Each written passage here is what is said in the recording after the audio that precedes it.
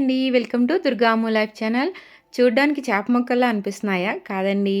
కోడిగుడ్డుతో మనం ఆమ్లెట్ వేసుకొని ఈ గ్రేవీ అయితే ఈరోజు చేసి చూపిస్తున్నాను. గుమగుమలాడే ఆమ్లెట్ కర్రీ. ఈ కర్రీ చేసేటప్పుడే మంచి ఫ్లేవర్‌ఫుల్‌గా, మంచి టేస్టీగా చాలా బావుంటుందండి. మీకు సైడ్ డిష్ లాగా బిర్యానీలోకి, చపాతీ, పరోటా అలాగే రోటీలోకి కూడా చాలా బావుంటుంది. మనం బిర్యానీ చేసుకున్నప్పుడు ఎన్వి కర్రీయే ఉండాలని ఏం లేదు. ఆమ్లెట్‌తో కూడా ఈ గ్రేవీ ట్రై చేసి చూడండి. మా ఛానల్ సబ్స్క్రైబ్ చేసుకోవడం మాత్రం మర్చిపోవద్దు. అలాగే ఇప్పుడు ఈ కర్రీ ప్రాసెస్ ఏంటో చూసేద్దాం. ప్యాన్ పెట్టుకుని ఆయిల్ వేసుకుని ఎగ్ బీట్ చేయకూడదండి. ఎగ్ డైరెక్ట్‌గా మనం దీనిపైన వేసేసుకోవాలి. ఇప్పుడు నేను వేసినట్లుగా చూసుకోండి ఒక్కసారి. ఇలా వేస్తే చాలు. ఆయిల్ హీట్ ఎక్కాక మనం ఇప్పుడు ఎగ్ డైరెక్ట్గా వేస్తున్నామండి. బీట్ చేయకూడదు. ఇలా వేసేసుకొని ఇప్పుడు ఆ యెల్లో ఉంది కదా, ఆ యెల్లోని జస్ట్ లైట్గా స్ప్రెడ్ చేయాలి. ఒక్క హోల్ పెట్టి ఇలా స్ప్రెడ్ చేయాలి అంతే. అలా స్ప్రెడ్ అయిన తర్వాత మీకు ఇష్టమైనట్లయితే ఇప్పుడు కూడా కొంచెం సాల్ట్, పెప్పర్ అది యాడ్ చేస్తున్నా అండి. పసుపు, సాల్ట్ అలాగే కారం. ఇప్పుడు ఇదంతా కూడా ఇలా స్ప్రెడ్ చేసుకుని దీన్ని ఒక సైడ్ కాలిన తర్వాత మనం దీన్ని టర్న్ చేయకూడదండి, తిప్పకూడదు, ఫోల్డ్ చేసి ఉంచుకోవాలి. అంటే ఇలా మడత వేయాలన్నమాట. హాఫ్కి మడత వేయాలి. చూడండి ఇప్పుడు ఈ వీడియోలో చూపించిన విధంగా మీరు ఒక పక్కకి ఫోల్డ్ చేసుకుని దానికి మళ్ళీ అటువైపు ఇటువైపు కూడా మీరు కాల్చుకోవాలి. చూసారు కదా ఇలా ఇలా అండి, అంతే.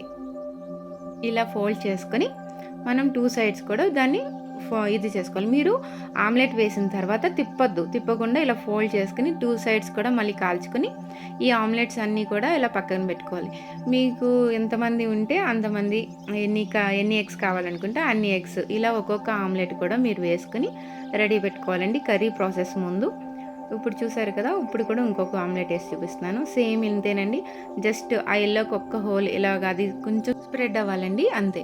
ఇప్పుడు కూడా అలాగే సాల్ట్, పెప్పర్, పసుపు అంతా కలిపి మిక్స్ చేసి ఉంచాను. అదే దీనికి ప్రతి ఆమ్లెట్కి కూడా మనం ఇలా వేసుకుని దీన్ని మళ్ళీ ఇలా ఫోల్డ్ చేసుకుని ఒక్కొక్క ఆమ్లెట్ కూడా మీరు ఇలా చేసుకుని ఉంచుకోవాలి. ఇది కొంచెం ప్రాసెస్ అయినా సరే మనం టేస్టీగా తినాలంటే మనం ఇష్టపడి కష్టపడి వంట చేస్తేనే అది అందరం కూడా చాలా ఇష్టంగా తినగలం.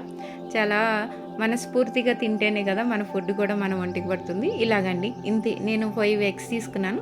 5 ఎగ్స్ అలాగే ఫోల్డ్ చేసుకుని ఆమ్లెట్స్ అయితే రెడీ చేసుకున్నాం. ఇప్పుడు ఇంకో ప్యాన్ పెట్టుకుని ఆ ప్యాన్లో బటర్ అంటే వెన్నపూస కానీ వెన్నపూస లేనట్లయితే కొంచెం నెయ్యి వేసుకోండి. అలాగే ఒక 2 స్పూన్స్ ఆయిల్ కూడా వేసుకొని దీంట్లోకి చెక్క, లవంగ, ఇలాచి, బిర్యానీ ఆకు నేను చాలా సరిసమంగా వేసానండి. దీనికే మంచి ఫ్లేవర్ వచ్చేస్తుంది. మీకు ఇంకా కావాలి అనుకుంటే కనుక ఇంకొంచెం వేసుకోవచ్చు, లేదంటే లేదు.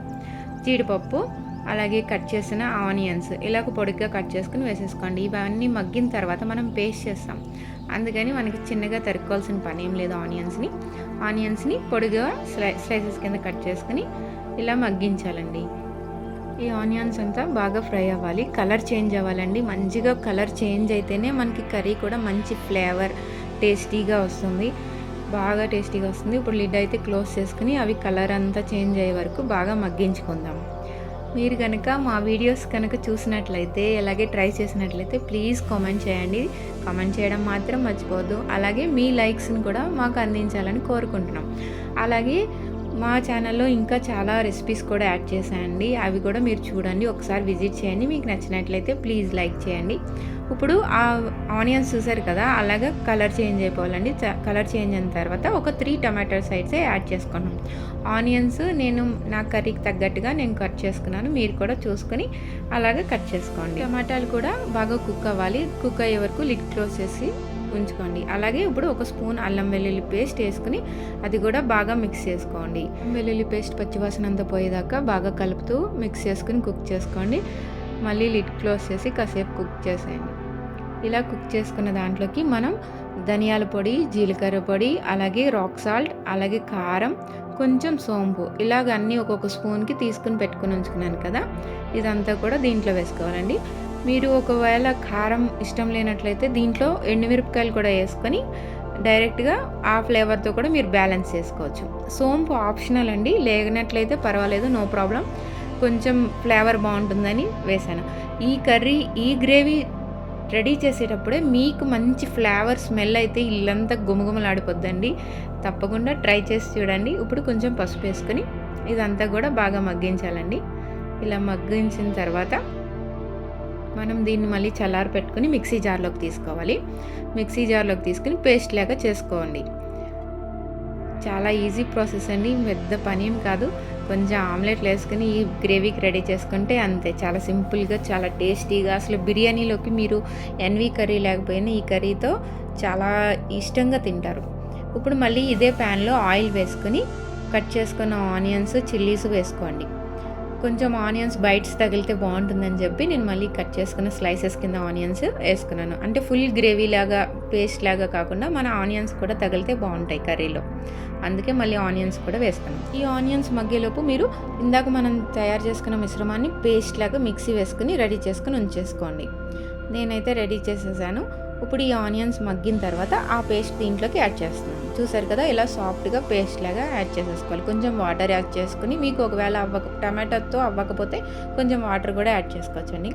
ఇది ఆల్రెడీ మనకు కుక్ అయిన పేస్ట్ కాబట్టి దీంట్లో పచ్చివాసన అంటే ఏముండదు, త్వరగా కుక్ అయిపోతుంది. ఇక్కడ నుంచి చాలా సింపుల్గా అయిపోతుందండి కర్రీ అయితే.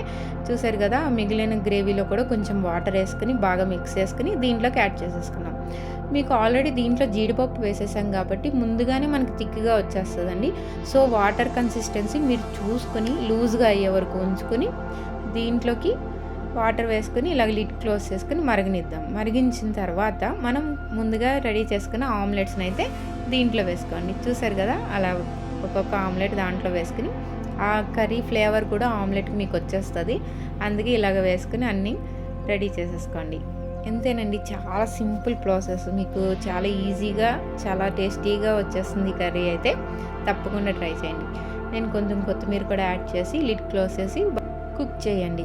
ఇలాగా మీకు గ్రేవీ ఇలా కావాలి కాబట్టి మరీ దగ్గరికి రాకూడదు కర్రీ. ఇలాగ ఒక 10 to 15 minutes అయితే కుక్ చేసుకుంటే మంచి ఫ్లేవర్తో ఆమ్లెట్ కర్రీ అయితే రెడీ అండి. చూసారు కదా, ఇప్పుడు మీరు ఈ టైంలో మీరు కొంచెం సాల్ట్ కానీ ఇలాగా కారం కానీ మీరు కావాలితే మళ్ళీ యాడ్ చేసుకోవచ్చు.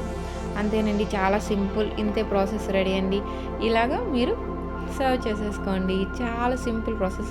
అలాగే మీకు ఇష్టమైనట్లయితే లాస్ట్లో గరం మసాలా కానీ చికెన్ మసాలా ఉంటుంది కదా, చికెన్ మసాలా కానీ యాడ్ చేసుకోవచ్చండి. అది ఆప్షనల్, అది మీకు ఇష్టమైనట్లయితేనే. ఇలా చాలా సింపుల్గా ఈ ఆమ్లెట్ కర్రీ అయితే రెడీ అండి.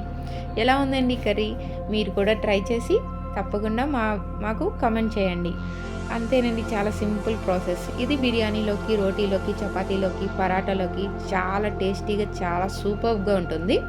అలాగే మీకు మా వీడియో నచ్చినట్లయితే ప్లీజ్ లైక్ చేయండి, షేర్ చేయండి, కామెంట్ చేయండి. మా ఛానల్ సబ్స్క్రైబ్ చేసుకోవడం మాత్రం మర్చిపోవద్దు. అంతేనండి, చాలా సింపుల్. మీకు నచ్చిందని అనుకుంటున్నాను. Thank you so much for watching my video. మరిన్ని వీడియోస్ కోసం మా ఛానల్లోకి వెళ్ళి అన్ని వీడియోస్ కూడా విజిట్ చేసి మీ విలువైన కామెంట్స్ని, లైక్స్ని అందజేయండి. అలాగే please subscribe my channel. Thank you so much for watching my video. Thank you. Bye bye.